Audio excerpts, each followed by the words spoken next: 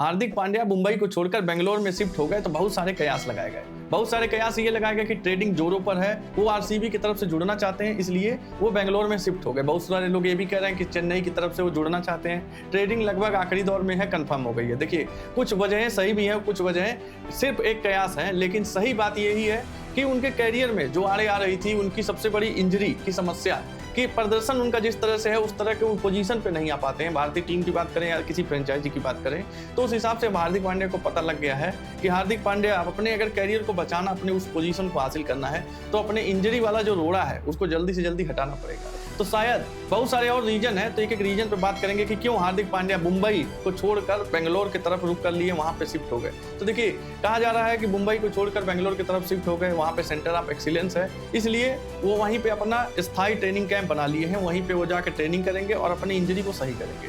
लेकिन देखिए, उसके पीछे के पहले कारण की बात करें। सबसे पहला कारण है हार्दिक पांड्या का T20 में जिस तरह का प्रदर्शन है, जिस तरह के ऑरा रखते हैं, जिस तरह के खिलाड़ी हैं, उस तरह से शायद भारत ही नहीं पूरे वर्ल्ड में अगर देखा जाए T20 फॉर्मेट में बतौर एक बैटर कह लीजिए, बतौर एक प्लेयर कह लीजिए, चाहे बतौर एक कप्तान कह लीजिए, हार्दिक पांड्या जैसा शायद कोई नहीं होगा। लेकिन उस पोजीशन को अभी भी ये ढूंढ रहे हैं कि वहां पे वो पहुंचे।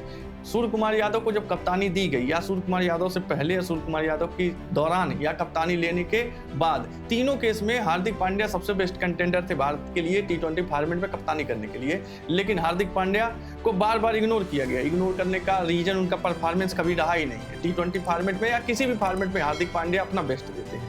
उनके जैसा ऑलराउंडर अभी भी मॉडर्न डे क्रिकेट में कोई शायद नहीं होगा।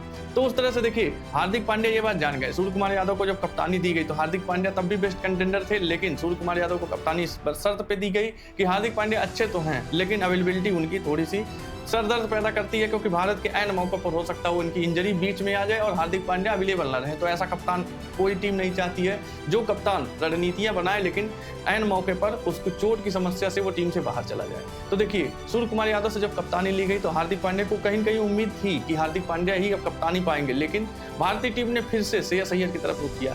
श्रेयस अय्यर आयरलैंड के खिलाफ जो 2 मैच खेले, बहुत ही खराब उनका शुरुआत रहा, बतौर कप्तान भी और बतौर बैटर भी ठीक नहीं कर पा रहे हैं। लेकिन उससे बढ़ के ये बात थी हार्दिक पांड्या के लिए कि हार्दिक पांड्या को ये बात समझ में आ गई कि भाई साहब, अगर हमें अपनी असली पोजीशन हासिल करना है, खिलाड़ी तो मैं बढ़िया हूँ, अगर असली पोजीशन हासिल करना है तो जो इंजरी जो बार बार आ रहा है, एक ऑब्स्टेकल क्रिएट कर रहा है मेरे कैरियर में, लॉन्ग टर्म कैरियर की बात कर रहे हैं, तो उस हिसाब से मुझे इंजरी पे अपने काम करना पड़ेगा। और बीसीसीआई ने एक पॉलिसी भी बनाई कि भाई साहब, अगर आप कितने भी बड़े खिलाड़ी हो, रोहित शर्मा, विराट कोहली आपका नाम है, लेकिन अगर आपकी इंजरी है, एक बार हो गया तो COE सेंटर ऑफ एक्सीलेंस जो बेंगलोर में है, उसमें आपको एक बार अपने आप फिटनेस सर्टिफिकेट लाना पड़ेगा, तभी बीसीसीआई आपको सिलेक्शन के लिए अवेलेबल मानेगी। हार्दिक पांड्या के लिए मुंबई से बेंगलोर बार बार जाना, क्योंकि देखिए अभी IPL में देख लीजिए पीठ दर्द की समस्या से जूझ रहे थे। इनको पता चल गया कि इंजरी अगर जल्दी हम सही नहीं किए, अभी देखिए आयरलैंड और इंग्लैंड सीरीज जो उस दौरे के लिए हार्दिक पांड्या मिस आउट हो गए, तो उन्हें ये बात पता चल गया कि भाई साहब, हमको जल्दी ठीक होना पड़ेगा, नहीं तो भारतीय टीम बहुत जल्दी साइडलाइन करती है बड़े बड़े प्लेयर को।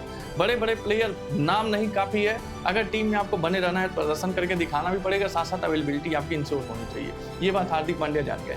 दूसरा देख लीजिए, लॉन्ग टर्म उनके कैरियर की, वो जानते हैं कि अगर हमारा कैरियर लंबा चाहिए तो इंजरी से निपटना पड़ेगा। और भारतीय टीम में खासकर T20 फॉर्मेट में हर एक महीने में कोई नया प्लेयर पैदा हो जा रहा है जो और लोगों की जगह खाने के लिए एकदम बेताब है। देखिए, वैभव सूर्यवंशी को मौके नहीं मिल रहे हैं, अभी सारे सोशल मीडिया पे बवाल चल रहा है, वैभव सूर्यवंशी को मौके क्यों नहीं दिए जा रहे हैं। उसके भी रीजन है, अभिषेक शर्मा, संजू सैमसन है, बहुत सारे ऐसे स्पॉट हैं जहां पे एक खिलाड़ी अपनी प्रतीक्षा कर रहा है अपनी बारी का, कि भाई साहब हम भी अच्छा खेलते हैं, हमें मौका नहीं मिल रहा। हार्दिक पांड्या ये बात जानते हैं कि बहुत दिन तक अगर वो बाहर रहे, बहुत दिन तक अगर जुड़ नहीं पाए, तो कहीं न कहीं कोई न कोई आके उनकी जगह हथिया लेगा। और भारतीय टीम और भारतीय मैनेजमेंट ये चीज ढूंढ भी रही है कि हर एक प्लेयर, हर एक स्पॉट के लिए एक अल्टरनेट उनका तैयार हो। लॉन्ग टर्म भारत का गोल है, तो हार्दिक पांड्या अगर लॉन्ग टर्म में भारत के लिए जुड़ना चाहते हैं, इसलिए उनका यही मोटिव है कि वो बेंगलोर में शिफ्ट हो, जल्दी वो ठीक हो, रिकवर हो जाए और जल्दी से जल्दी भारतीय टीम के साथ जुड़े।